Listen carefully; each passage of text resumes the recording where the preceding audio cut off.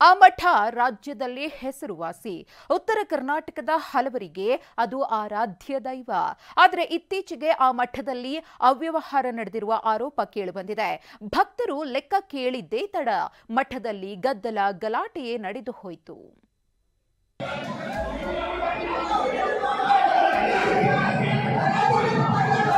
ಮಠದಲ್ಲೇ ಜಟಾಪಟಿ, ಮಠದಲ್ಲೇ ಗದ್ದಲ, ಆಕ್ರೋಶ, ಮಾತಿನ ಯುದ್ಧ.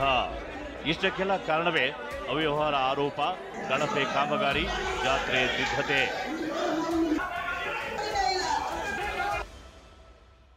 ಸಿದ್ಧಾರೂಢ ಮಠದಲ್ಲಿ ಅವ್ಯವಹಾರ ಆರೋಪ,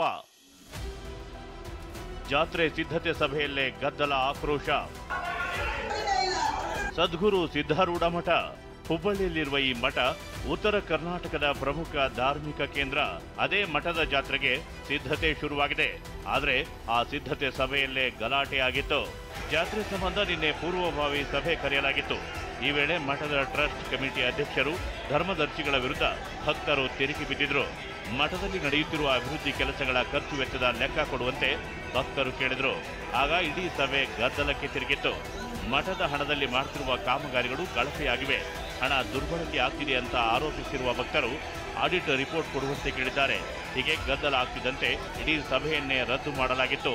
3 ವರ್ಷದ ಒಂದು ಆಡಿಟ್ ರಿಪೋರ್ಟ್ನ ನಮಗೆ ಕೇಳಿದಾಗ ನೀವು ಕೊಟ್ಟಿಲ್ಲ ಅಂತ ಕೇಳಿದಾಗ ಆ ಆಡಿಟ್ ಕೊಡೋ ಒಂದು ವಿಚಾರವಾಗಿ ನಾವು ಯಾಕೆ ಇವ್ರು ಕೊಡಬೇಕು ಅನ್ನೋ ಒಂದು ಉದ್ಯೋಗಕ್ಕೆ ಹೋಗಿ ತಮಗೆ ಬೇಕಾದಂಥ ಒಂದು ಮಂದಿನ ಕರೆಸಿ ಅಲ್ಲೇ ಮಾಡಿಸೋದು, ದೊಂಬಿ ಹಬ್ಬಿಸುವಂಥ ಕಾರ್ಯಕ್ರಮನ ಈ ಟ್ರಸ್ಟ್ ಕಮಿಟಿ ಅವರು ಮಾಡ್ಯಾರೆ.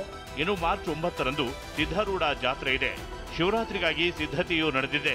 ಇದರ ನಡುವೆ ಆಗಿರುವ ಗಲಾಟೆ ಭಕ್ತರ ಆತಂಕಕ್ಕೆ ಕಾರಣವಾಗಿದೆ. ಇನ್ನೂ 2 ದಿನ ಟೈಮ್ ಕೊಟ್ಟಿರುವ ಭಕ್ತರು ಲೆಕ್ಕಪತ್ರ ಒಪ್ಪಿಸುವಂತೆ ಆಗ್ರಹಿಸಿದ್ದಾರೆ. ಈ ಬಗ್ಗೆ ಟ್ರಸ್ಟ್ನವರನ್ನ ಕೇಳಿದ್ರೆ ಎಲ್ಲವೂ ಪಾರದರ್ಶಕವಾಗಿದೆ, ಕೆಲ ಭಕ್ತರು ಮಾತ್ರ ಈ ರೀತಿ ಆರೋಪಿಸಿದ್ದಾರೆ ಅಂತಾರೆ. ಪ್ರತಿ ತಿಂಗಳ ನಾವು ಆಡಿಟ್ ಮಾಡ್ತೀವಿ, ಪ್ರತಿ ತಿಂಗಳ ಮಾಡ್ತೀವಿ, ನಾವು ಏನು ಕೆಲಸ ಮಾಡ್ತೀವಿ. ಆಮೇಲೆ ಆ ಪ್ರತಿ ತಿಂಗಳದ ಆಡಿಟನ್ನು ನಾವು ಪ್ರತಿ ತಿಂಗಳ ಮೀಟಿಂಗ್ನಲ್ಲಿ ಇಟ್ಟು ಅದನ್ನು ಮುಖ್ಯ ಆಡಳಿತಗಾರ ಕಳಿಸ್ಕೊಡ್ತೀವಿ. ಯಾವುದೇ ಒಂದು ಪೈಸೆನೂ ನಮ್ಗೆ ಏನು ಆಗಲಿಕ್ಕೆ ಸಾಧ್ಯನೇ ಇಲ್ಲ. ಎಲ್ಲ ಪಾರದರ್ಶಕವಾದಂಥ ಆಡಳಿತ ಮಂಡಳಿನೇ ಇದೆ. ಆಮೇಲೆ ಇದರಲ್ಲಿ ಏನಾಗೈತೆ ಅಂದರೆ ಯಾರೋ 2-3 ಜನ ಬಂದು ಪದೇ ಡಿಸ್ಟರ್ಬ್ ಮಾಡೋದು. ಸಿದ್ಧಾರೂಢ ಜಾತ್ರೆಗೆ ಇನ್ನು 4 ದಿನ ಮಾತ್ರ ಬಾಕಿ ಇದ್ದು, ಇದರ ನಡುವೆ ಆಗಿರುವ ಗಲಾಟೆ ಜಾತ್ರೆ ಮೇಲೆ ಎಫೆಕ್ಟ್ ಬೀರುತ್ತಾ ಅನ್ನೋದೇ ಅಸಂಖ್ಯಾತ ಭಕ್ತರ ಪ್ರಶ್ನೆ. ಶಿವಕುಮಾರ್ ಪತ್ತಾರ್, TV9, ಹುಬ್ಬಳ್ಳಿ.